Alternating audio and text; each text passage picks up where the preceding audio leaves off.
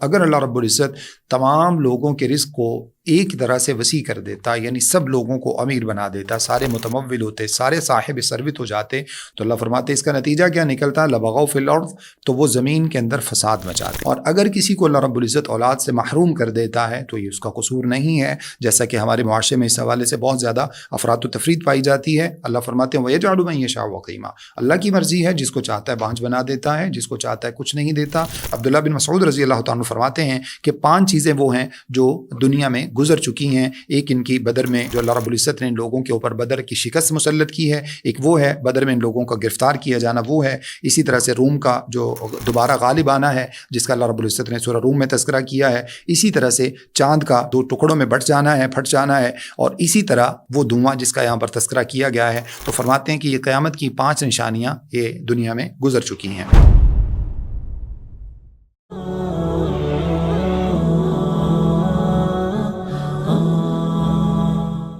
بسم اللہ الرحمن الرحیم، الحمد للہ رب العالمین، والصلاة والسلام علی سید المرسلین وعلی آلہ وصحبہ اجمعین ومن تبعہم بإحسان الی یوم الدین۔ رمضان المبارک میں خلاصہ مضامین قرآن مجید کے حوالے سے آج ہماری 25ویں نشست ہے، جس میں انشاءاللہ تعالی ہم 25ویں پارے کے مختصر مضامین کا جائزہ لیں گے۔ ابتدا میں سب سے پہلے ایک رکوع اس میں سورہ شورا کا ہے، سورہ حامیم سجدہ کا ہے، سورہ فصلت کا، اس کے بعد مکمل سورہ شورا ہے، مکمل سورہ زخرف، مکمل سورہ دخان، اور آخر میں سورۃ الجاثیہ ہے۔ ابتدا میں جو سورہ حامیم سجدہ کا آخری حصہ اس میں موجود ہے، اللہ رب العزت ارشاد فرماتے ہیں، یہ آیت نمبر 47 ہے، الیہ یرد علم الساعۃ وما تخرج من ثمرات من اکمامها وما تحمل من انثى ولا تضع الا بعلمه۔ قیامت کا علم اللہ تعالی رب العزت نے کسی کو نہیں دیا، وہ اللہ تعالیٰ ہی کی طرف لوٹ جاتا ہے۔ کون سا پھل جو ہے اس میں خوشے ہوں گے، کون سے درخت پہ نہیں ہوں گے، یہ اللہ رب العزت کے سوا کوئی نہیں جانتا۔ اسی طرح سے وما تحمل من انثى ولا تضع الا بعلمه، جو بھی کوئی جننے والی جو ہے وہ کوئی فیمیل ہے، کوئی جو مادہ ہے، اس کے پیٹ میں کیا ہے، اگر وہ اس کو جو ہے وہ جن پائے گی یا نہیں جن پائے گی، اللہ رب العزت کے سوا کوئی نہیں جانتا۔ وَيَوْمَ يُنَادِيهِمْ أَيْنَ شُرَكَائِي، اور قیامت والے دن اللہ رب العزت پکاریں گے، لاؤ ان شرکاء کو جن کو تم میرے سوا پکارتے تھے۔ اس وقت اللہ رب العزت ارشاد فرماتے ہیں کہ ان کو جب ہم بلائیں گے تو کوئی بھی ان میں سے وہاں پہ حاضر نہیں ہوگا، اور وہ سب کچھ جو اللہ رب العزت کے سوا یہ سمجھتے اور جس کو پکارتے تھے وہ سارے کا سارا قیامت والے دن چھپ جائے گا۔ آیت نمبر 49 میں اور 50 میں اللہ رب العزت ارشاد فرماتے ہیں، جب انسان کو کوئی خیر پہنچ جاتی ہے تو اس وقت تو جو ہے وہ مطلب اس وقت تو انسان کا رویہ یہ ہو جاتا ہے کہ انسان جو ہے وہ تکبر کرنے لگتا ہے، فخر کرنے لگتا ہے اور قیامت ہی کا انکار کر دیتا ہے۔ اور جب اس کو کوئی برائی پہنچتی ہے، جب اس کو کوئی اللہ تعالیٰ کی طرف سے آزمائش آ جاتی ہے تو اس وقت یہ مایوس ہو جاتا ہے، اس وقت یہ نا امید ہو جاتا ہے۔ تو مقصد یہ کہ ہر 2 صورت میں انسان جو ہے وہ اللہ رب العزت کی ناشکری کی طرف جاتا ہے، جبکہ صحیح حدیث میں رسول اللہ صلی اللہ علیہ وسلم نے ارشاد فرمایا کہ مومن کا معاملہ بڑا ہی خوبصورت ہے، اگر اس کو کوئی تکلیف پہنچتی ہے تو اس کے اوپر صبر کرتا ہے، اور اگر اس کو کوئی خوشی ملتی ہے تو اس کے اوپر سب جو ہے وہ اللہ رب العزت کا شکر کرتا ہے۔ تو دونوں صورتوں میں اس کے لیے اللہ رب العزت نے اجر تیار کر رکھا ہے، جبکہ یہاں پر جو انسان کی فطرت اللہ رب العزت نے بتائی ہے وہ دونوں صورتوں میں ناشکری کی طرف انسان کو لے جانے والی ہے، جس سے ہمیں اپنے آپ کو بچانے کی کوشش کرنا چاہیے۔ اس کے بعد اللہ رب العزت آیت نمبر 53 میں ارشاد فرماتے ہیں، سنریہم آیاتنا فی الآفاق وفی انفسہم حتی یتبین لہم انہ الحق۔ زمین کے ہم ان کو مختلف طرح کی نشانیاں دکھاتے ہیں، ان میں سے کچھ افق میں ہیں، جیسے زمین کے کنارے ہیں، جیسے جو ہے وہ آسمان کے کنارے ہیں، ان کے اندر اللہ رب العزت کی نشانیاں ہیں، چاند اور سورج کی صورت میں، ستاروں کی صورت میں، اسی طرح سے جنگلات کی صورت میں، پہاڑوں کی صورت میں، سمندروں کی صورت میں، اور کچھ نشانیاں وہ ہیں جو ان کے اپنے نفسوں کے اندر موجود ہیں۔ بطور خاص مشرکین مکہ کی طرف اشارہ ہے، وہ نشانیاں یہ ہیں کہ اللہ رب العزت نے ان کو جنگ بدر میں جو ہے وہ شکست دی ہے، شکست ان کو دلائی ہے، حتیٰ کہ ان کے اوپر حق واضح ہو چکا ہے۔ تو یہ اللہ رب العزت نے یہاں پر بیان فرمایا۔ اس کے بعد سورہ شورا ہے، جس میں اللہ رب العزت نے ابتدا میں ارشاد فرمایا، حامیم عین سین قاف اس کا معنی اللہ ہی جانتے ہیں. کذالک یوحی الیک وإلی الذین من قبلک، اللہ رب العزت نے آپ کی طرف یہ کتاب وحی کی ہے اور آپ سے پہلے بھی وہی اللہ رب العزت غالب اور حکمت والا ہے. آیت نمبر 7 میں اللہ رب العزت ارشاد فرماتے ہیں قرآن مجید یہ جو ہم نے نازل کیا ہے اس کا مقصد یہ ہے وکذالک اوحینا الیک قرآنا عربیا لتنذر ام القری ومن حولها وتنذر یوم الجمع لا ریب فیہ فریق فی الجنۃ وفریق فی السعیر. مقصد یہ ہے آپ کی طرف ہم نے قرآن اس لیے نازل کیا تاکہ آپ اس کے ذریعے ام القری کے لوگوں کو ڈرائیں، مکہ کے لوگوں کو ڈرائیں، اور اس کے ارد گرد ومن حولها جو اس کے ارد گرد بستیاں ہیں ان کے لوگوں کو ڈرائیں. اور اسی طرح سے آپ ان کو قیامت والے دن سے ڈرائیں جس دن اللہ رب العزت کے پاس سب کو جمع کیا جائے گا، جس کے آنے میں کوئی شک و شبہ نہیں ہے. اس دن ایک گروہ جنت میں جائے گا جبکہ دوسرا گروہ جہنمی ہوگا. اور جبکہ ہمارے جو قرآن مجید سے متعلق ہمارے جو رویہ ہے، ہمارا جو خاص طور پر اس وقت مسلمانوں کا قرآن مجید کے ساتھ جو تعلق ہے،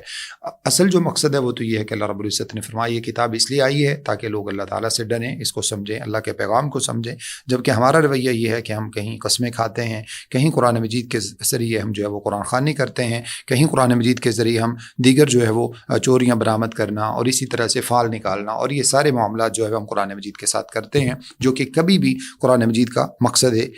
نزول نہیں تھا. آیت نمبر 11 میں اللہ رب العزت ارشاد فرماتے ہیں فاطر السماوات والارض جعل لكم من انفسكم ازواجا ومن الانعام ازواجا. وہ جو آسمان و زمین کو ابتدا سے پیدا کرنے والا ہے اس نے تمہارے نفسوں میں تمہارے لیے جو ہے وہ تمہارے جوڑے بنائے، تم میں سے تمہارے جوڑے بنائے، اسی طرح سے جانوروں میں سے جوڑے بنائے. یذرؤکم فی، وہ ان کو پھیلاتا چلا جاتا ہے. جیسے آدم علیہ السلام کے بارے میں اللہ نے فرمایا کہ اللہ تعالیٰ نے ان کو تم سب کو ایک جان سے پیدا کیا. اس اللہ تعالیٰ سے ڈر جاؤ جس نے تمہیں ایک جان سے پیدا کیا، پھر اس کے بعد اس کی بیوی کو پیدا کیا اور ان میں سے بے شمار جوڑے بنا کر ان کو زمین کے اندر پھیلا دیا. اسی طرح سے اللہ فرماتے ہیں لیس کمثلہ شیء. اب اس اللہ رب العزت جس نے تمہیں پیدا کیا، تمہارے جوڑے بنائے، جانوروں کے جوڑے بنائے، تمہیں زمین کے اندر پھیلا دیا، اس اللہ تعالیٰ کی مثال نہیں بیان کی جا سکتی. اس کی مثل کوئی چیز نہیں ہے، اس کے ساتھ کسی کو تشبیہ نہیں دی جا سکتی. وہو السمیع البصیر، وہ سننے والا اور دیکھنے والا ہے. جبکہ ہمارے رویے اس معاملے میں یہ ہیں کہ بے شمار چیزیں ہم نے اللہ رب العزت کے ساتھ خاص کر دی ہیں، اللہ رب العزت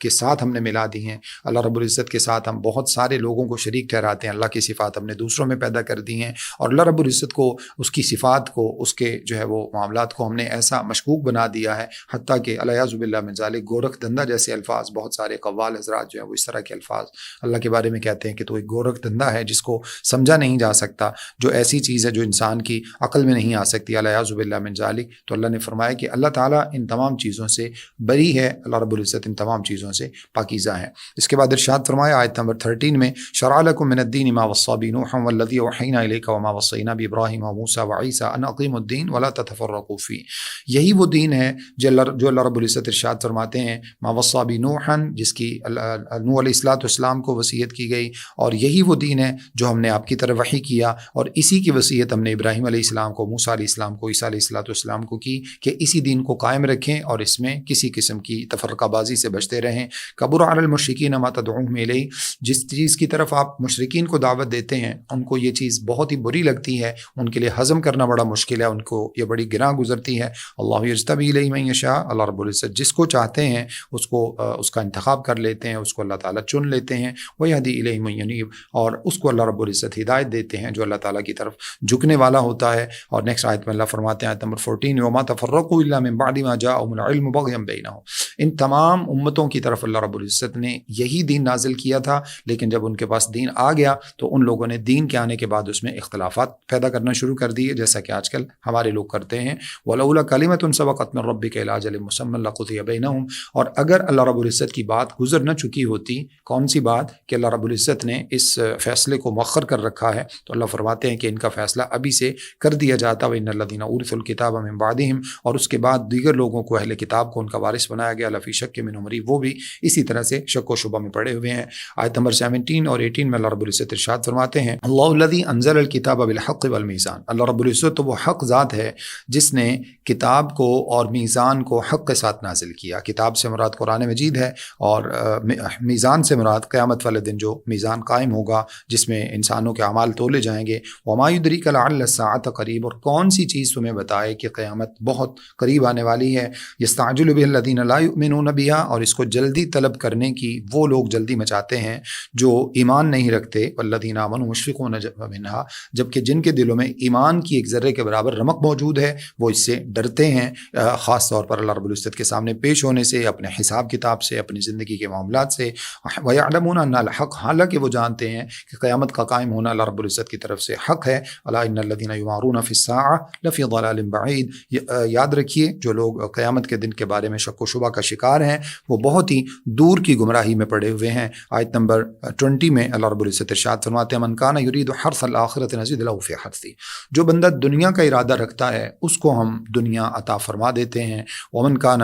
جو بندہ آخرت کا ارادہ رکھتا ہے اس کو ہم آخرت میں بھی بڑھا دیتے ہیں، یعنی دنیا بھی اس کی بہتر کر دیتے ہیں اور اس کے لیے آخرت میں بھی ہم نے حصہ رکھا ہے۔ ومن کان یرید حرث الدنیا نؤتیہ منہا وما له فی الآخرۃ من نصیب، جبکہ اس کے مقابلے میں وہ شخص جو صرف دنیا کا ارادہ کرتا ہے، اللہ رب العزت فرماتے ہیں کہ اس کو دنیا تو مل جاتی ہے لیکن آخرت میں اس کا کوئی حصہ نہیں ہوتا۔ اس کے بعد آیت نمبر 25 میں اللہ رب العزت فرماتے ہیں کہ وہ اللہ رب العزت وَهُوَ الَّذِي يَقْبَلُ التَّوْبَةَ عَنْ عِبَادِهِ، وہی اللہ رب العزت ہے جو اپنے بندوں کی توبہ کو قبول فرماتا ہے۔ وَيَعْفُو عَنِ السَّيِّئَاتِ وَيَعْلَمُ مَا تَفْعَلُونَ، اور وہ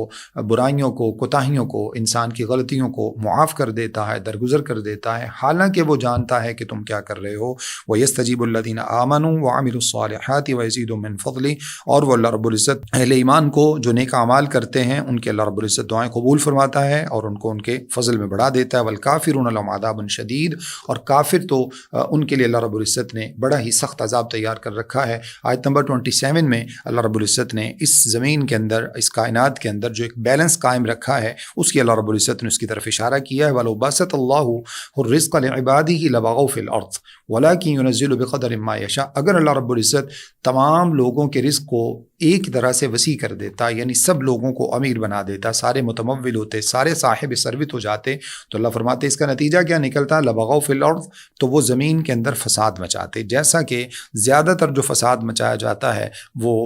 اہل مال کی طرف سے، اہل دنیا کی طرف سے، جن کو دنیا کے وسائل زیادہ جن کو حاصل ہوتے ہیں وہی زیادہ فساد مچانے کی کوشش کرتے ہیں۔ تو اللہ فرماتے ہیں کہ یہ بیلنس قائم رکھنے کے لیے ہم نے کیا کیا ہے، کسی کو زیادہ امیر بنا دیا، کسی کو کم جو ہے وہ مال عطا فرمایا۔ وَلَكِنْ يُنَزِّلُ بِقَدَرٍ مَّا يَشَاءُ، لیکن اللہ رب العزت جتنا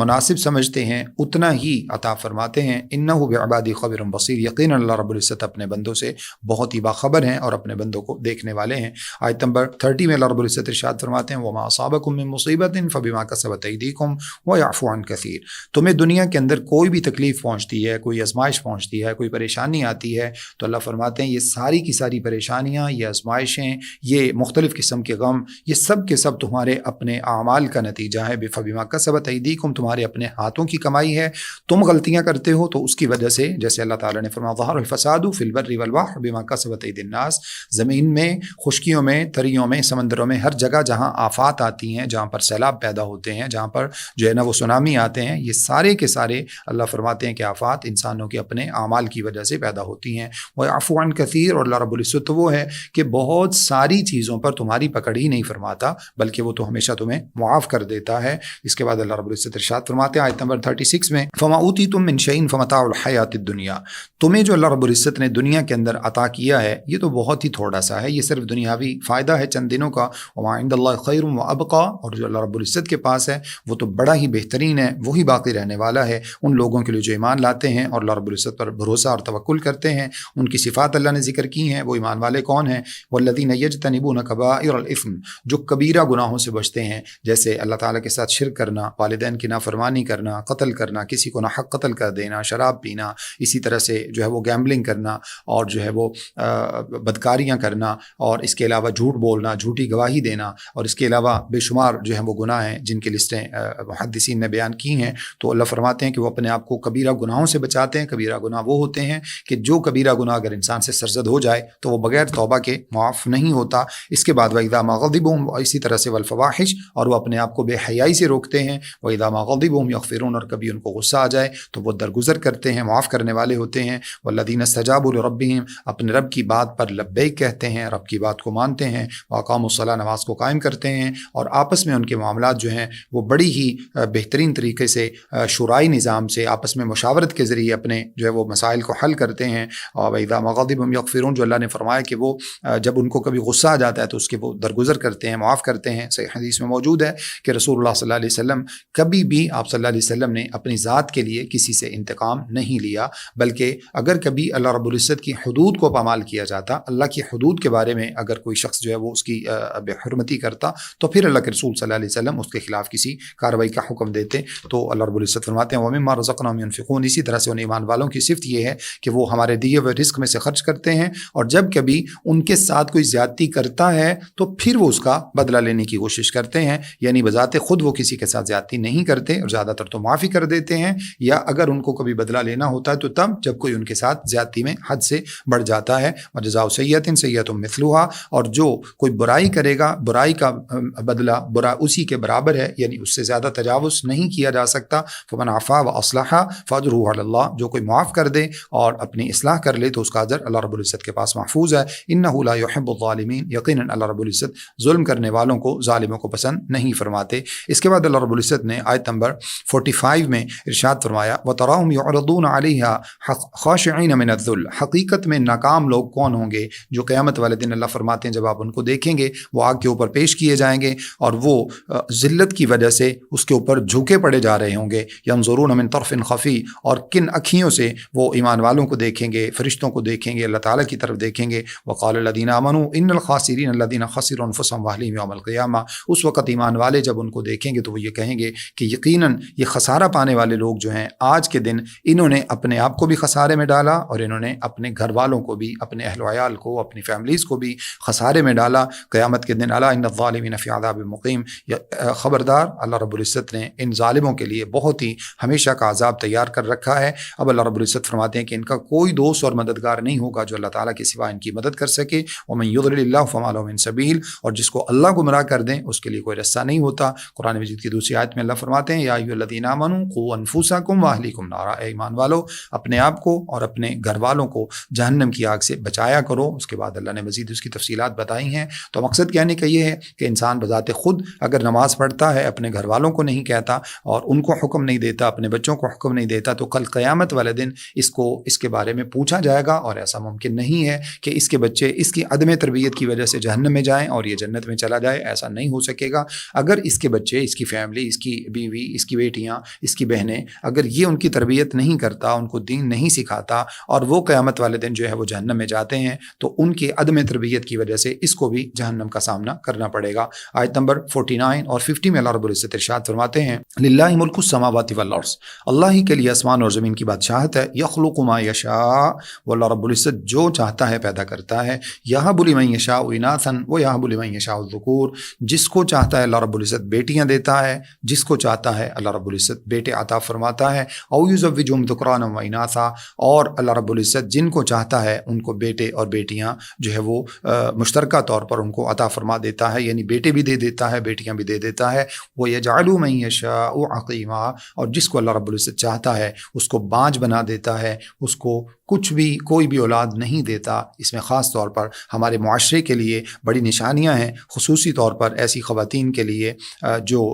بیاہ کر جو ہے وہ دوسرے گھروں میں چلی جاتی ہیں، اور کبھی ان کے یہاں بیٹی پیدا ہو جاتی ہے تو سسرال والے ان کے اوپر غصہ کرنے لگتے ہیں، ان کے دشمن ہو جاتے ہیں، اور بطور خاص ساس دشمن بن جاتی ہے، حالانکہ وہ یہ نہیں سوچتی کہ یہ بھی تو کسی کے گھر بیٹی ہی پیدا ہو کر آئی تھی۔ تو اس معاملے میں جو ہے وہ ہمیں اپنے رویے بدلنے کی ضرورت ہے۔ اسی طرح سے جو ہے وہ اگر کسی کے ہاں زیادہ بیٹیاں پیدا ہو جاتی ہیں اس کو نحوست کی وجہ قرار دیا جاتا ہے۔ حالانکہ مفسرین نے ایک واقعہ لکھا ہے لعل سابیہ کے نام سے، جس بندے کی 6 بیٹیاں ہو چکی تھیں اور وہ ہمیشہ اپنی بیوی سے کہتا تھا کہ اب کی بار اگر بیٹی پیدا ہوئی تو میں تجھے طلاق دے دوں گا۔ جب ایک مرتبہ 7ویں مرتبہ اس نے یہ کہہ دیا کہ اب تو ہر صورت میں تمہیں طلاق ہی دے دوں گا، ایک دن ایسا ہوا کہ اس شخص نے دیکھا خواب میں ہے، اور جو ہے وہ اس بندے کو میدان محشر میں اللہ رب العزت نے حکم دے دیا ہے کہ اس کو جہنم میں لے جایا جائے۔ اب جہنم کے اللہ رب العزت نے جیسے قرآن مجید میں ارشاد فرمایا لہا 7 ابواب، اس کے 7 دروازے ہیں۔ پہلے دروازے پر لے جایا جاتا ہے تو وہاں پر ایک بیٹی کھڑی ہے، دوسرے پر لے جایا جاتا ہے تو دوسری کھڑی ہے، تیسرے پر لے جایا جاتا ہے تو تیسری کھڑی ہے،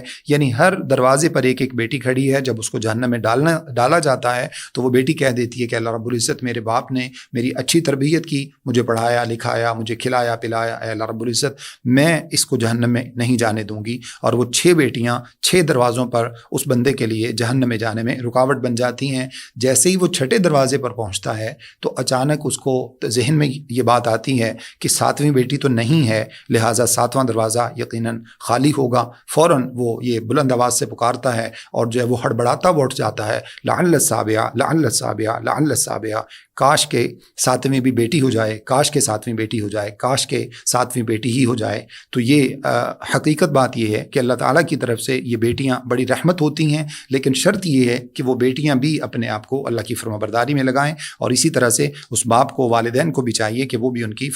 جو ہے وہ تربیت دین کے مطابق، شریعت کے مطابق کریں۔ اور اگر کسی کو اللہ رب العزت اولاد سے محروم کر دیتا ہے تو یہ اس کا قصور نہیں ہے، جیسا کہ ہمارے معاشرے میں اس حوالے سے بہت زیادہ افراد و تفرید پائی جاتی ہے۔ اللہ فرماتے ہیں وَيَجْعَلُ مَن يَشَاءُ عَقِيمًا، اللہ کی مرضی ہے، جس کو چاہتا ہے بانجھ بنا دیتا ہے، جس کو چاہتا ہے کچھ نہیں دیتا۔ بہت سے انبیاء کی مثالیں ہمارے سامنے موجود ہیں، آخر عمر تک وہ اللہ رب العزت سے اولادیں مانگتے رہے، اور نبی صلی اللہ علیہ وسلم کے ہاں اولاد نرینہ نہیں تھی۔ اگر نحوست کی وجہ علیہ باللہ ہم سمجھتے ہیں تو پھر نبی صلی اللہ علیہ وسلم کی جو بیٹیاں ہیں اللہ ہمیں معاف فرما دے، کسی بھی صورت میں ان کو نحوست کی وجہ قرار نہیں دیا جا سکتا، بڑی رحمت تھیں۔ اور اسی طرح سے نبی صلی اللہ علیہ وسلم کی ساری بیٹیاں آپ صلی اللہ علیہ وسلم کے لیے بڑی چہیتی تھیں۔ اللہ فرماتے ہیں وما كان لبشر ان يكلمه الله الا وحيا او من وراء حجاب او يرسل رسولا، وحی کی اللہ رب العزت نے یہاں پر مختلف صورتیں بیان فرمائی ہیں کہ کس کس طرح سے اللہ رب العزت اپنے بندے کی طرف وحی فرماتے ہیں۔ اس کا طریقہ یہ ہے کہ اللہ تعالیٰ نے یہاں پر 3 قسمیں وحی کی بیان فرمائی ہیں۔ ایک وحی وہ ہے جو اللہ رب العزت دل کے اوپر کوئی بات القاء کر دیتے ہیں، دل پر کوئی بات ڈال دیتے ہیں۔ اسی طرح سے او من وراء حجاب، یا پھر پردے کے پیچھے سے اللہ رب العزت بات فرماتے ہیں، جیسے موسیٰ علیہ السلام کے ساتھ کوہ طور پر کی، او یرسل رسولا فیوحی باذنہ ما یشاء، یا پھر اللہ رب العزت جو ہے وہ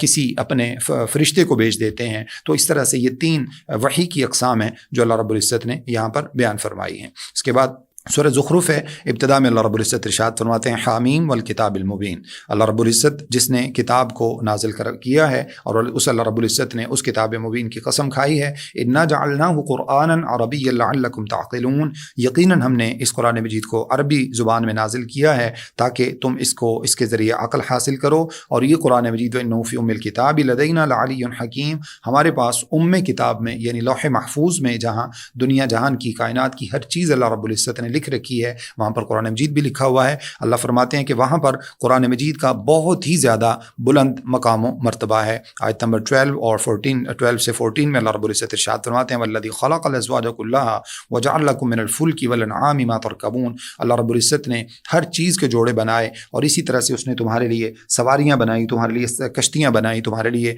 جانور پیدا کیے جن پر تم سوار ہوتے ہو، دیگر سواریاں وہ اللہ تعالیٰ نے تمہیں عطا فرمائی ہیں لتستووا علی ظہوری، تاکہ تم ان کی سواریوں پر، ان کی پشتوں پر بیٹھو، اور ثم تذکروا نعمت ربکم، اور وہاں تم اللہ رب العزت کی نعمتوں کو یاد کرو جب تم اس کے اوپر بیٹھ جاتے ہو۔ تو پھر اللہ تعالیٰ نے سفر کے لیے دعا سکھائی، وتقولوا سبحان الذی سخر لنا ھذا وما كنا له مقرنین، پاکیزہ ہے وہ ذات جس اللہ رب العزت نے ہمارے لیے اس سواری کو مسخر کیا اور ہم اپنی مرضی سے اس کو اپنے قابو میں لانے والے نہیں تھے، ہمارے پاس اتنی طاقت اور اختیار نہیں تھا۔ وَإِنَّا إِلَىٰ رَبِّنَا لَمُنقَلِبُونَ، اور یقیناً ہم اللہ تعالیٰ ہی کی طرف لوٹ کر جانے والے ہیں۔ بڑی سے بڑی سواریاں جانوروں کی صورت میں ہوں، ہاتھی ہے اس کے اوپر بھی انسان سواری کرتا ہے، اور کچھ لوگ شیر کے اوپر بھی سواری کرتے ہیں، کچھ دیگر بڑے بڑے جانوروں پر سواری کرتے ہیں، اونٹ کے اوپر، بھینسوں کے اوپر، گائے کے اوپر۔ اور آج کے زمانے میں اگر دیکھا جائے تو جدید سواریاں جو ہیں، ایک جہاز ہے اس کو اڑانے والا عموماً ایک ہی پائلٹ ہوتا ہے، اتنے بڑے جہاز کو آسمانوں میں، فضاؤں میں لے جاتا ہے اور لمبے دور دراز کے سفر کرتا ہے۔ ٹرین ہے اس کو بھی چلانے والا ایک ہی انسان ہوتا ہے۔ تو یہ ساری کی ساری سواریاں اللہ رب العزت نے ہمارے لیے مسخر کی ہیں،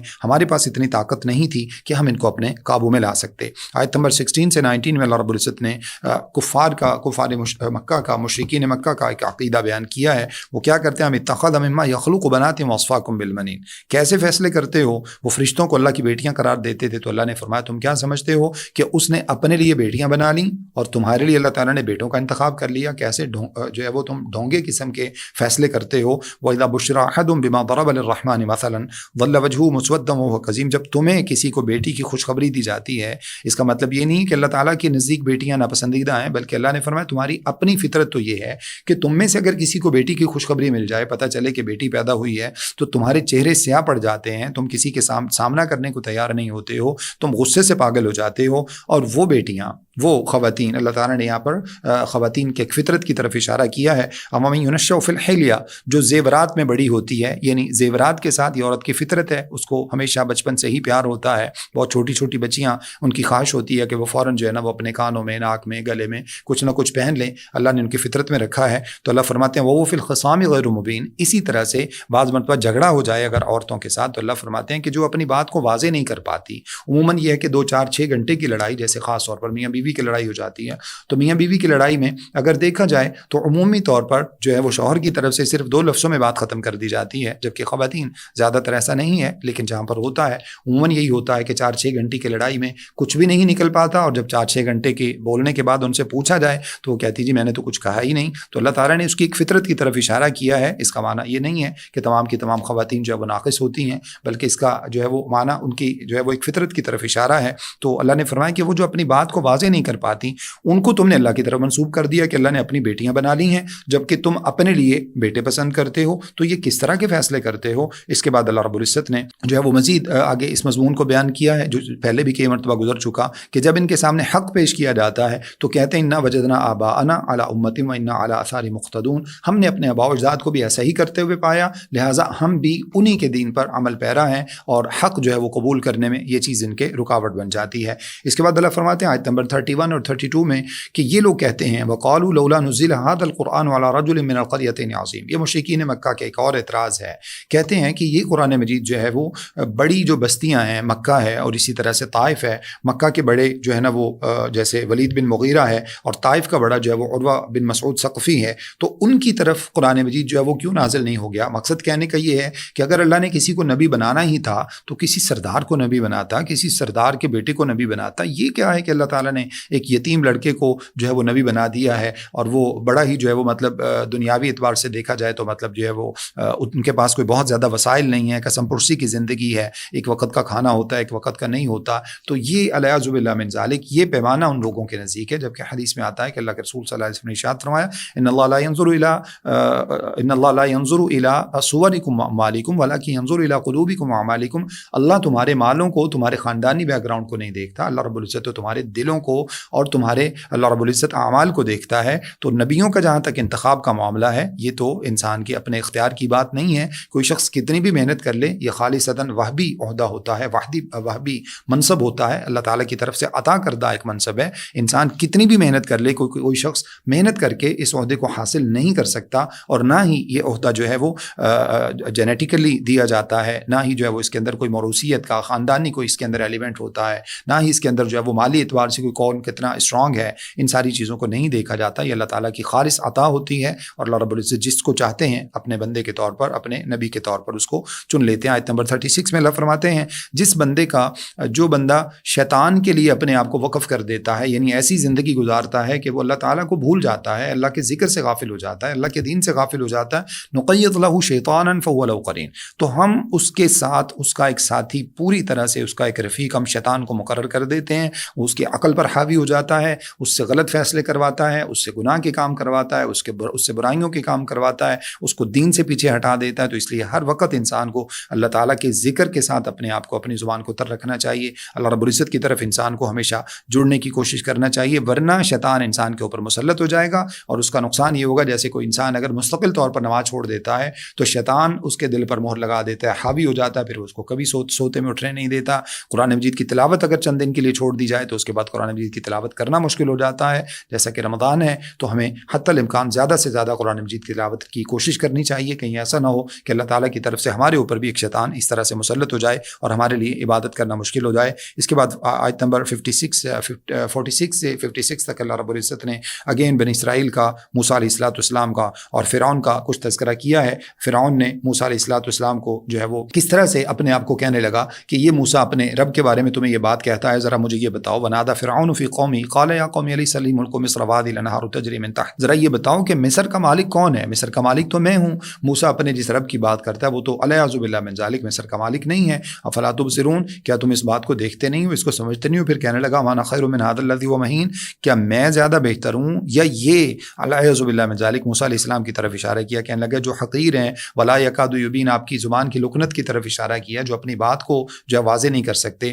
فلولا القی علیہ اسورۃ من ذهب او جاء معه والملائکۃ مقترنین، کوئی ان کے ساتھ جو ہے وہ بہت زیادہ کوئی سونے کے کنگن کیوں نازل نہیں ہو گئے، ان کے ساتھ کوئی فرشتے ہاتھ باندھے جو ہے وہ اپنے پر باندھے وہ فرشتے جو ہے نا وہ کیوں نازل نہیں ہو گئے. فاستخف قومہ فاطاعوا، اپنی قوم کو ان باتوں میں الجھایا، ان کو جو ہے وہ ذہنی طور پہ ٹارچر کیا، اور جو ہے وہ ساری کی ساری قوم اسی کی اتباع کرنے لگی، اسی کے جو ہے وہ پیروی کرنے لگی. انہم کانوا قوما فاسقین، اللہ فرماتے ہیں کہ یہ تو بڑے ہی فاسق لوگ تھے. عیسیٰ علیہ السلام کے حوالے سے اللہ رب العزت نے بتایا ہے. اس کے بعد نیکسٹ آیات میں اللہ فرماتے ہیں کہ عیسیٰ علیہ السلام 56 سے 65 تک عیسیٰ علیہ السلام کا آگے بیان ہے اللہ رب العزت نے کس طرح سے ان کی معجزانہ پیدائش جو ہے وہ اس کو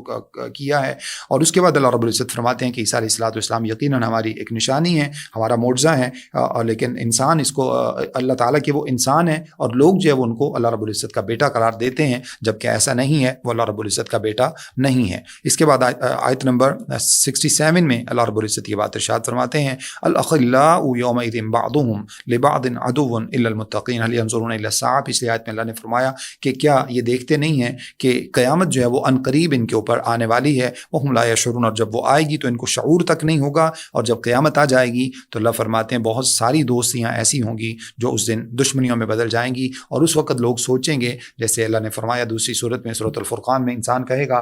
یا لیتنی اتخذت مع الرسول سبیلا، انسان کہے گا اس دن جو ہے وہ دوستیوں کے بارے میں کہے گا کہ کاش میں نے فلاں کو دوست نہ بنایا ہوتا، لم اتخذ فلانا خلیلا، میں نے فلاں کو دوست نہ بنایا ہوتا. آج دوستیاں جو صرف جو ہے وہ دنیاوی مقاصد سے دوستیاں لگائی گئی تھیں، اور جن کے ساتھ مل جل کر گناہ کیے جاتے تھے، اللہ کے ذکر سے غافل ہوا جاتا تھا، اب قیامت والے دن وہی دوستیاں دشمنیوں میں بدل جائیں گی. اس کے بعد اللہ رب العزت نے آیت نمبر 68 سے 73 تک جو ہے وہ جنت کے کچھ نظاروں کا بیان کیا ہے، اور اس کے اندر اللہ رب العزت نے جنت میں جو نعمتیں دی جائیں گی ان کا تذکرہ کیا ہے. اللہ فرماتے ہیں یا عبادی لا خوف علیکم اليوم ولا انتم تحزنون، اے میرے بندو آج تم پر کوئی خوف اور کوئی غم نہیں ہے، جنتوں میں داخل ہو جاؤ. الذین آمنوا بآیاتنا وکانوا مسلمین، یہ وہ لوگ ہیں جو ہماری آیتوں پر ایمان لائے، فرمانبرداری کرتے تھے. ادخلوا الجنہ، جنت میں داخل ہو جاؤ. انتم وازواجکم تحبرون، تم اور تمہاری بیویاں سارے خوشی خوشی جنتوں میں چلے جاؤ. یطاف علیہم بصحاف من ذهب واکواب، یہاں پر ان کے اوپر جو ہے وہ سونے کے برتنوں کا دور چلایا جائے گا، سونے کی رکابیاں ہوں گی، سونے کے کپ ہوں گے، سونے کے جام ہوں گے. وفیہا ما تشتہیہ الانفس، ہر چیز جو انسان کا نفس خواہش کرے گا. وتلذ الاعین، جس چیز سے انسان کی آنکھیں لذت حاصل کرتی ہیں وہ سب کچھ اللہ رب العزت نے یہاں تیار کر رکھا ہے. وانتم فیہا خالدون، تم اس میں ہمیشہ رہنے والے ہو. وتلک الجنۃ التی اورثتموها بما کنتم تعملون، یہ ہیں وہ جنتیں جو اللہ نے تمہارے لیے تیار کر رکھی تھی، جن کا تمہیں اللہ نے وارث بنایا ہے. لکم فیہا فاکہۃ کثیرۃ منھا تاکلون، اس میں اللہ نے تمام کے تمام پھل انواع و اقسام کے یہ سب تمہارے لیے تیار کر رکھے ہیں جس میں سے تم کھاؤ گے. جبکہ اس کے مقابلے میں اللہ فرماتے ہیں مجرمین فی عذاب جہنم خالدون، جو مجرم ہوں گے وہ جہنم میں ہمیشہ ہمیشہ رہنے والے ہوں گے. لا یفتر عنہم وهم فیہ مبلسون، ان سے کوئی عذاب کم نہیں کیا جائے گا اور وہ وہاں پر بہت ہی مایوس ہوں گے. وما ظلمناہم ولکن کانوا هم الظالمین، اللہ فرماتے ہیں کہ ان کے اوپر ہم نے کسی قسم کا ظلم نہیں کیا بلکہ یہ خود ہی اپنے اوپر ظلم کرنے والے تھے. اس آیت سورت کے آخر میں اللہ رب العزت ارشاد فرماتے ہیں ولا یملک الذین یدعون من دونه الشفاعۃ الا من شهد بالحق وهم يعلمون، اللہ فرماتے ہیں کہ قیامت والے دن کوئی اللہ رب العزت کے سامنے سفارش کا مالک نہیں ہوگا، ہاں مگر جس کو اللہ رب العزت اجازت دیتے ہیں. ولا ان سالتهم من خلقهم ليقولن اللہ، اور جب اگر کبھی آپ ان سے سوال کریں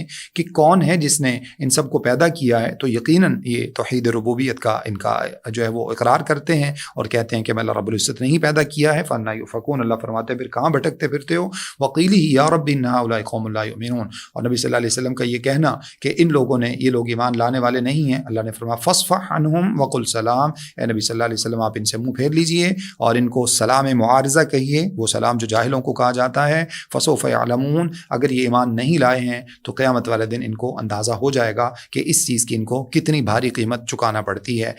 اس کے بعد سورہ دخان ہے، سورہ دخان کے اندر ابتدا میں اللہ رب العزت نے ارشاد فرمایا حامیم والکتاب المبین،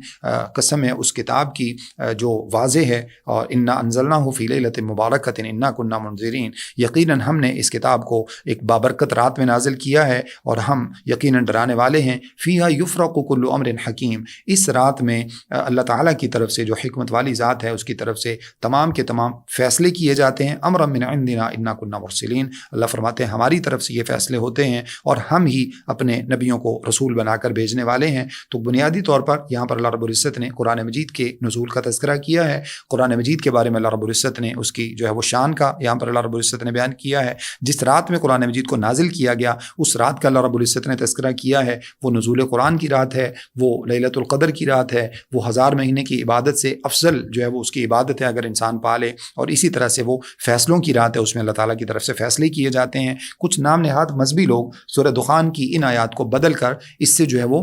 15 شعبان کی رات ثابت کرنے کی کوشش کرتے ہیں اور شب برات جو ہے وہ ثابت کرتے ہیں، حالانکہ شب برات کا جو لفظ ہے یہ لفظ ہی عربی زبان کے اندر نہیں ہے، یہ فارسی زبان کا لفظ ہے۔ شب کا لفظ جو ہے وہ عربی زبان میں نہیں ہوتا، فارسی میں رات کو شب کہا جاتا ہے، تو یہ زبردستی جو ہے وہ قرآن مجید کو اس طرح سے تحریف کرنے کی کوشش کرتے ہیں۔ اس کے بعد اللہ رب العزت نے اس سورت کے نام کے حوالے سے خاص طور پر ذکر کیا، فَارْتَقِبْ يَوْمَ تَأْتِي السَّمَاءُ بِدُخَانٍ مُبِينٍ، انتظار کیجئے ان قریب آسمان جو ہے وہ اس طرح سے آئے گا کہ وہ واضح طور پر ایک دھواں ہوگا، یغشی الناس، وہ لوگوں کو اپنی لپیٹ میں لے لے گا، ھذا عذاب علیم، یہ بڑا ہی دردناک عذاب ہے، ربنا اکشف عنا العذاب انا مؤمنون، کہنے لگے کہ اللہ ہم سے اس عذاب کو ٹال دے، اس عذاب کو ہم سے دور کر دے، ہم یقیناً ایمان لے آئیں گے۔ یہ اصل میں ایک خاص دھویں کی طرف اشارہ ہے جو نبی صلی اللہ علیہ وسلم کے زمانے میں ایسا ہوا کہ جب مشرکین مکہ کی شرارتیں حد سے زیادہ بڑھ گئیں تو ان لوگوں نے نبی صلی اللہ علیہ وسلم کو بہت سی زیادہ پریشان کرنا شروع کر دیا، تو اللہ کے نبی صلی اللہ علیہ وسلم نے آسمان کی طرف رخ اٹھایا، چہرہ مبارک اٹھایا اور اللہ رب العزت سے دعا کی کہ اللہ رب العزت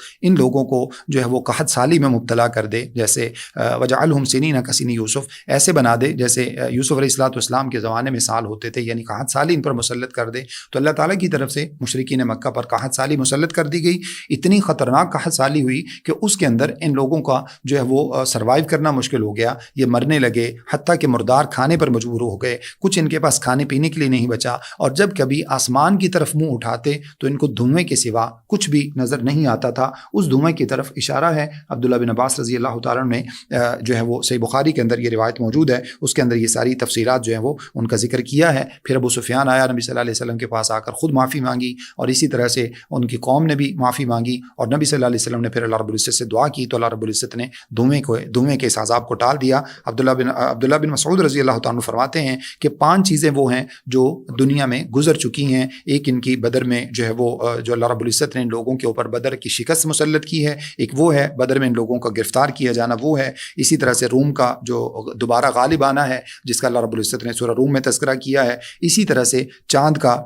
جو ہے وہ 2 ٹکڑوں میں پھٹ جانا ہے، اور اسی طرح وہ دھواں جس کا یہاں پر تذکرہ کیا گیا ہے۔ تو فرماتے ہیں کہ یہ قیامت کی 5 نشانیاں یہ دنیا میں گزر چکی ہیں۔ اس کے بعد اللہ رب العزت نے آیت نمبر 17 سے 36 تک فرعون کے خاص طور پر بھیانک انجام کا ذکر کیا ہے۔ اللہ فرماتے ہیں وَلَقَدْ فَتَنَّا قَبْلَهُمْ قَوْمَ فِرْعَوْنَ وَجَاءَهُمْ رَسُولٌ كَرِيمٌ، ہم نے فرعون کو آزمایا اور جو ہے وہ ان کے پاس ہمارے بڑے ہی معزز رسول موسیٰ علیہ السلام آئے، انہوں نے آ کے ان سے کہا کہ اللہ تعالیٰ کی طرف واپس آ جاؤ، میری طرف جو ہے وہ بنی اسرائیل کو میرے ساتھ بھیج دو، انی لکم رسول امین، بے شک میں اللہ تعالیٰ کی طرف سے امانت والا رسول بنا کر بھیجا گیا ہوں، بندوں کے اوپر اللہ رب العزت کے اوپر جو ہے وہ تکبر کرنا چھوڑ دو، انی آتیکم بسلطان مبین، بے شک میں تمہارے پاس بڑی واضح دلیلیں لے کر آیا ہوں۔ یہ سب دعوت دینے کے بعد ارشاد فرمائے کہ وَإِن لَّمْ تُؤْمِنُوا لِي فَاعْتَزِلُونِ، اور اگر تم میرے اوپر ایمان نہیں لاتے ہو تو مجھے چھوڑ دو، میری جان کے دشمن کیوں بنتے ہو؟ اور اس کے بعد جب وہ جان کے دشمن ہو گئے تو موسیٰ علیہ السلام نے اللہ تعالیٰ کو پکارا اور اللہ رب العزت نے پھر ان کے اوپر ایک ایسا عذاب بھیجا، ارشاد فرمایا کہ آپ بنی اسرائیل کو لے کر چلے جائیے۔ جب بنی اسرائیل کو لے کر آپ علیہ السلام چلے گئے تو اللہ رب العزت نے فرمایا وَاتْرُكِ الْبَحْرَ رَهْوًا إِنَّهُمْ جُندٌ مُغْرَقُونَ، اب ان کو چھوڑ جائیے، اب جو ہے وہ سمندر اور دریا جو ہے وہ ان کا وہ حشر کرے گا، وہ ان کو ایسا غرق کرے گا کہ اس کے بعد یہ رہتی دنیا کے لیے مثال بن جائیں گے۔ پھر اللہ فرماتے ہیں کم ترکوا من جنات وعیون، کتنے ہی خوبصورت باغات اور چشمے تھے جن کو چھوڑ کر یہ دنیا میں چلے گئے، وزروع و مقام کریم، کتنی ہی کھیتیاں تھیں، کتنے ہی بلند و بالا ان کے محل اور پیلسز تھے جن کو چھوڑ کر چلے گئے، ونعمت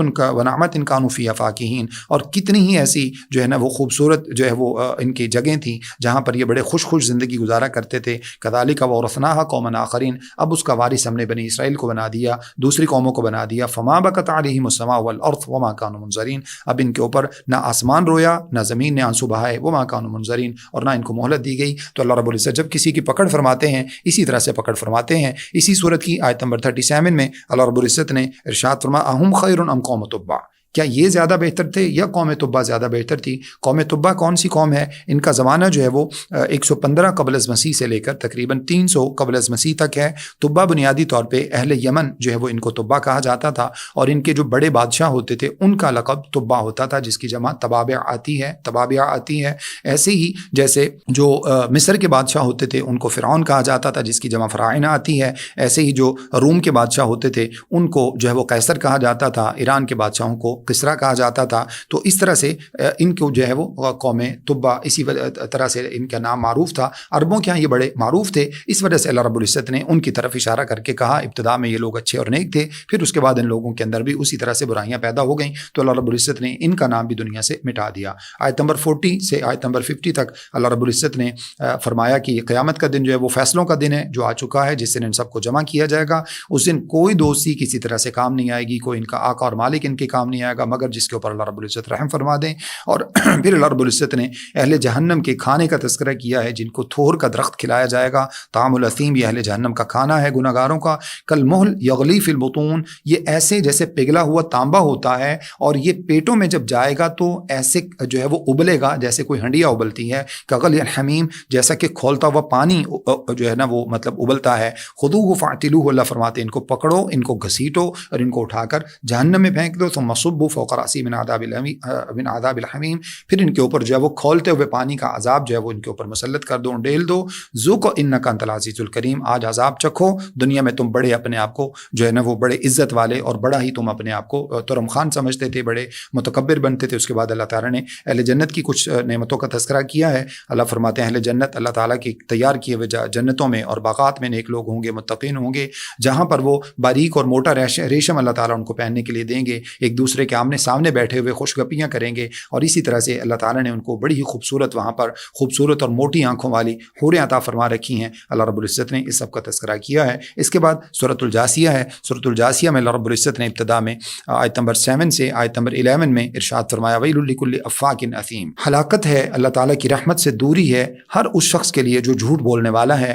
جو شریعت کو جھٹلانے والا ہے۔ یسمع آیات اللہ، وہ کیا کرتا ہے؟ اللہ تعالیٰ کی آیات کو سنتا ہے، تتلا علیہ، جو اس کے اوپر پڑھی جاتی ہیں، ثم یصر مستکبرا، پھر اس کے باوجود مستقل تکبر ہی کرتا رہتا ہے، ایسے ہو جاتا ہے کہ لم یسمع، جیسے اس نے سنا ہی نہیں۔ فبشرہ بعذاب علیم، اس کو دردناک عذاب کی خوشخبری دے دیجئے۔ بطور خاص اہل مکہ کے بارے میں اللہ نے فرمایا، مشرکین مکہ کے بارے میں، اور عمومی طور پر ہر اس شخص کے بارے میں جس کے پاس اللہ رب العزت کی آیات آتی ہیں، قرآن مجید کی آیات تلاوت کی جاتی ہیں، لیکن اس کے باوجود وہ دین کی طرف نہیں آتا، بلکہ ایسے ہو جاتا ہے جیسے اس نے کچھ سنا ہی نہیں۔ اللہ فرماتے ہیں اذا علم من آیاتنا شیئا اتخذہ ہزوا، جب کسی شریعت کے مسئلے کا پتہ چل جاتا ہے تو اس کا مذاق اڑاتے ہیں۔ ان لوگوں کے اللہ تعالیٰ نے بڑا ہی رسوا کرنے والا عذاب تیار کر رکھا ہے، پھر اس کے اوپر جہنم تیار کر رکھی ہے۔ ولا یغنی عنہم ما کسبوا شیئا ولا ما اتخذوا من دون اللہ اولیاء، اور کوئی بھی چیز ان کو قیامت والے دن کفایت نہیں کر سکے گی، اور نہ ہی جو انہوں نے اللہ تعالیٰ کے سوا معبود بنا رکھے تھے وہ، ولہم عذاب عظیم، اور اللہ نے بڑا ہی عذاب، بہت بڑا عذاب ان کے لیے تیار کر رکھا ہے۔ ھذا ھدی، یہ ہدایت اللہ تعالیٰ کی طرف سے تھی جس کو انہوں نے اپنانا تھا۔ والذین کفروا بآیات ربہم لہم عذاب من رجز علیم، لیکن اس کے باوجود جن لوگوں نے کفر کیا، اللہ رب العزت ارشاد فرماتے ہیں کہ اللہ تعالیٰ نے ان کے لیے بڑا ہی جو ہے وہ عذاب، بہت خطرناک عذاب اللہ تعالیٰ نے ان کے لیے تیار کر رکھا ہے۔ اس کے بعد اللہ رب العزت نے آیت نمبر 17 میں ارشاد فرماتے ہیں بنی اسرائیل کو اللہ رب العزت نے وآتیناہم بینات من الامر فما اختلفوا الا من بعد ما جاءہم العلم، اللہ تعالیٰ فرماتے ہیں کہ ان کو بھی ہم نے واضح دلائل دیے، ان کے پاس بھی ہم نے اپنا دین بھیجا، لیکن دین کے آنے کے بعد ان لوگوں نے پھر اس کے اندر اختلافات شروع کر دیے، آپس میں سرکشی کرتے ہوئے، اور ان اختلافات کا مقصد کوئی اللہ تعالیٰ کا قرب حاصل کرنا نہیں تھا، بلکہ اپنی جو خواہشات ہیں ان کو پورا کرنا مقصد تھا، سرکشی کرتے ہوئے اپنا جو ہے وہ بڑا پن اس کو برقرار رکھتے ہوئے، اپنی ایگو، اپنے مفادات اور یہ سب کچھ۔ ان ربک یقضی بینہم یوم القیامۃ فیما کانوا فیہ یختلفون، اللہ فرماتے ہیں کہ قیامت والے دن اللہ رب العزت ان کے درمیان فیصلہ کرے گا جس چیز کے اندر یہ اختلاف کیا کرتے تھے۔ ثم جعلناک علی شریعۃ من الامر فاتبعھا، اللہ فرماتے ہیں اب پھر اس کے بعد ہم نے آپ کے لیے ایک شریعت مقرر کر دی، آپ اس شریعت کی پیروی کیجیے۔ ولا تتبع اہواء الذین لا یعلمون، اور ان لوگوں کی طرح جنہوں نے جو ہے وہ شریعت کو چھوڑ دیا، بنی اسرائیل کی طرح آپ بھی ان لوگوں کی طرح لوگوں کی خواہشات کے پیچھے مت چلیے گا، جو لوگ جانتے نہیں ہیں ان کی خواہش کے پیچھے آپ دین کو بدلنے کی کوشش نہیں کیجیے گا۔ انہم لن یغنوا عنک من اللہ شیئا، یہ قیامت والے دن اللہ رب العزت کے سامنے اللہ فرماتے ہیں کہ کوئی بھی ایک ذرے کے برابر یہ آپ کو کفایت نہیں کر سکتے۔ وان الظالمین بعضهم اولیاء بعض، اور یقیناً جو ظالم لوگ ہیں وہ ایک دوسرے کے دوست ہیں۔ واللہ ولی المتقین، اور اللہ رب العزت یقیناً اپنے متقی بندوں کا دوست دوست اور مددگار ہے۔ اس کے بعد اللہ رب العزت نے آیت نمبر 23 میں ارشاد فرمایا کہ جس شخص نے اپنا معبود افرأیت من اتخذ الہہ ہواہ وضلہ اللہ علی علم وختم علی سمعہ وقلبہ، اللہ فرماتے ہیں کیا آپ نے دیکھا نہیں اس شخص کو جس نے اپنا معبود اپنی خواہشات کو بنا لیا، اللہ رب العزت نے اس کو علم ہونے کے باوجود، یعنی اس کو علم بھی عطا کیا، اس کے باوجود اللہ رب العزت نے اس کو گمراہ کر دیا، اس کے کانوں پر، اس کے دل پر اور اس کی آنکھوں پر اللہ رب العزت نے مہریں اور پردہ لگا دیا۔ فمن یہدی من بعد اللہ فلا تذکرون، اب کون ان کو اللہ رب العزت کے بعد ہدایت دے سکتا ہے؟ کیا تم لوگ نصیحت حاصل نہیں کرتے؟ تو یہ علم آنے کے باوجود انسان کا گمراہ ہو جانا کیا ہے؟ بعض مرتبہ دنیاوی علم موجود ہوتا ہے، اللہ رب العزت کے بارے میں اویئرنیس نہیں ہوتی، دین کا علم موجود نہیں ہوتا، یا وہی علم جو انسان کے پاس فلسفہ ہوتا ہے، انسان عقل کے پیچھے چلتا ہے، عقل کی اتباع اور پیروی کرتا ہے، تو اس کی وجہ سے انسان اللہ رب العزت کے رستے سے ہٹ جاتا ہے۔ اس سورت کے آخری رکوع میں اللہ رب العزت نے قیامت کے دن لوگوں کی حالت کے بارے میں تذکرہ کیا ہے، وَلِلَّهِ مُلْكُ السَّمَاوَاتِ وَالْأَرْضِ، اللہ رب العزت ہی کے لیے آسمان اور زمین کی بادشاہت ہے۔ آیت نمبر 27 ہے، وَيَوْمَ تَقُومُ السَّاعَةُ يَوْمَئِذٍ يَخْسَرُ الْمُبْطِلُونَ، اور جب قیامت قائم ہوگی تو اس وقت یہ باطل پرست لوگ جو ہوں گے یہ بڑے ہی خسارے میں ہوں گے۔ وَتَرَىٰ كُلَّ أُمَّةٍ جَاثِيَةً، آپ دیکھیں گے ہر امت اوندے منہ گری ہوئی اللہ رب العزت کے سامنے موجود ہوگی۔ کل امت تدعی الی کتابیہ، ہر ایک کو، ہر گروہ کو اس کے نامہ اعمال کی طرف بلایا جائے گا۔ الیوم تجزون ما کنتم تعملون، اور ان کو جو ہے وہ بدلہ دیا جائے گا جو یہ دنیا کے اندر عمل کرتے تھے۔ ھذا کتابنا ینطق علیکم بالحق، یہ ہے ہماری وہ سچی کتاب جو ہر چیز کو حق کے ساتھ جو ہے وہ بیان کرتی ہے۔ انا کنا نستنسخ ما کنتم تعملون، اور اللہ رب العزت ارشاد فرماتے ہیں ہم جو ہے وہ مختلف چیزوں کو جو تم دنیا کے اندر عمل کرتے تھے، اللہ فرماتے ہیں کہ ہم ان کو کم کرتے چلے آتے ہیں۔ فاما الذین آمنوا وعملوا الصالحات، جو لوگ نیک اعمال کرتے ہیں ان کو اللہ تعالیٰ اپنی رحمتوں میں ڈالیں گے، یہ بڑی کامیابی کی بات ہے۔ اور جو لوگ کفر کرنے والے ہیں تو ان کو اللہ رب العزت ارشاد فرماتے ہیں ان کے کفر اور تکبر کی وجہ سے اللہ رب العزت ان کو قیامت والے دن جہنم میں پھینکیں گے۔ اس کے بعد اللہ رب العزت نے آیت نمبر 24 میں یہ بات ارشاد فرمائی، وقیل الیوم ننساکم کما نسیتم لقاء یومکم ھذا، قیامت والے دن ان سے کہا جائے گا آج کے دن ہم نے بھی تمہیں اسی طرح سے بلا دیا جس طرح تم نے ہماری ملاقات کو بلا دیا تھا۔ ومأواکم النار، اور تمہارے لیے جہنم ہے، آگ ٹھکانہ اللہ نے بنا دیا ہے، اب تمہارا کوئی مددگار نہیں ہے۔ ذالکم بانکم اتخذتم آیات اللہ ہزوا، یہ اس وجہ سے ہے جو تم نے اللہ رب العزت کی نشانیوں کو مذاق کر جو ہے وہ بنایا۔ وغرتکم الحیات الدنیا، تمہیں دنیا کی زندگی نے دھوکے میں ڈال رکھا تھا۔ فالیوم لا یخرجون منہا ولا هم یستعتبون، آج نہ تو تم جہنم سے نکالے جاؤ گے اور نہ ہی تمہیں یہ کہا جائے گا کہ اب معذرت کر لو اور تمہاری معذرت قبول کر لی جائے گی۔ فللہ الحمد رب السماوات ورب الارض، اللہ ہی کے لیے تمام تعریفیں ہیں جو آسمانوں اور زمین کا رب ہے اور جو تمام جہانوں کا مالک ہے۔ وَلَهُ الْكِبْرِيَاءُ فِي السَّمَاوَاتِ وَالْأَرْضِ، اور اسی کے لیے آسمانوں اور زمین کے اندر بڑائی ہے۔ وَهُوَ الْعَزِيزُ الْحَكِيمُ، اور یقیناً وہ اللہ رب العزت غالب اور حکمت والا ہے۔ اللہ سے دعا ہے کہ جو کچھ میں نے آپ کے سامنے بیان کیا مجھے اور آپ سب کو سمجھنے، عمل کرنے اور آگے پہنچانے کی توفیق عطا فرمائے۔ استغفر اللہ لی ولکم ولسائر المسلمین، والسلام علیکم ورحمۃ اللہ وبرکاتہ۔